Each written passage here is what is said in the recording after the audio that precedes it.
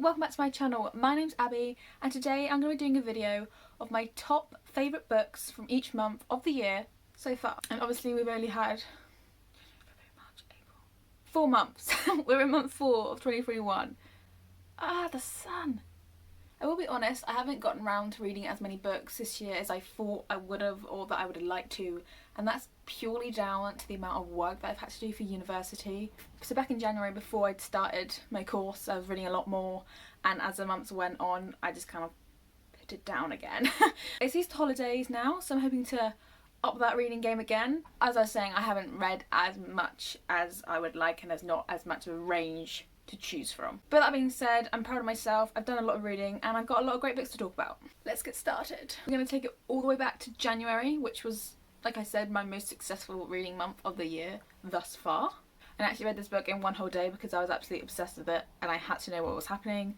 I couldn't put it down, and it's become one of my top favourite books of all time, and that book is The 7 Husbands of Evelyn Hugo by Taylor Jenkins Reid. I was seeing so much hype for this book. I asked for it for Christmas, I was lucky enough to receive it, and I'm obsessed with it. If you follow me on TikTok, you might have seen the video of me gushing about my love for this book, and 3 months later I still feel exactly the same way. So this book's about a reclusive Hollywood icon, Evelyn Hugo, years after her peak of fame in Hollywood and her retirement, and she's finally ready to tell the story of her career and of her 7 husbands, which she's kept quiet about for years and everybody's been wanting to know, and she's finally ready to tell it. I read Daisy Jones and the Six before this and I thought, this can't get any better, like, this must be the best book Taylor Jenkins Reid has written.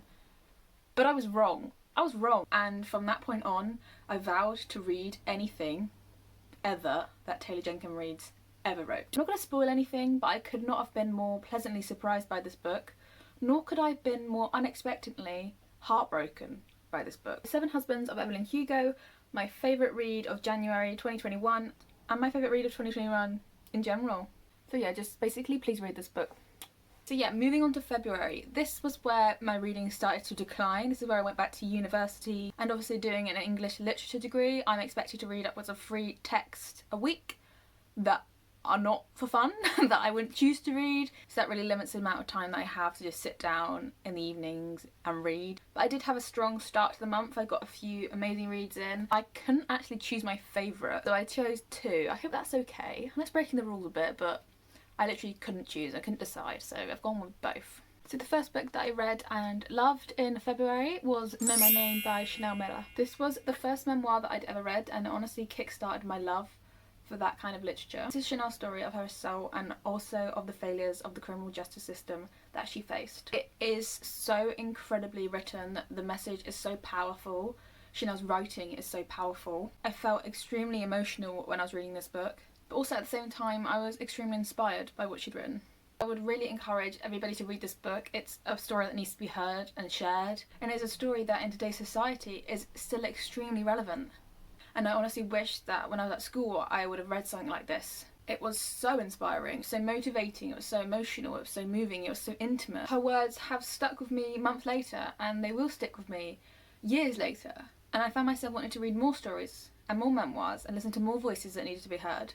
So Know My Name by Chanel Miller, my joint favourite read of February 2021. Moving on to my other favourite read of February 2021, it was Concrete Rose by Angie Thomas. I'm sure if you haven't been living under a rock for the last few years, you've heard of The Hate You Give by Angie Thomas. This actually follows Star's father, Maverick, years before she was born. The story has elements of exploring black manhood, fatherhood, gang violence and drug culture. I remember sitting down, opening this book, and then finishing the whole thing about 3 hours later because I was so engrossed in the story. It's just such a mesmerising read for me. Her writing is just so compelling, and the stories and the issues that she covers are also equally as important. And we should all be reading these books and listening to these issues and uplifting voices, because it was such a powerful read and I would recommend it to everybody. And it was moving and it was impactful, and that's part of the reason why it's one of my top reads of 2021. So Concrete Rose by Angie Thomas, my joint favourite book of February 2021.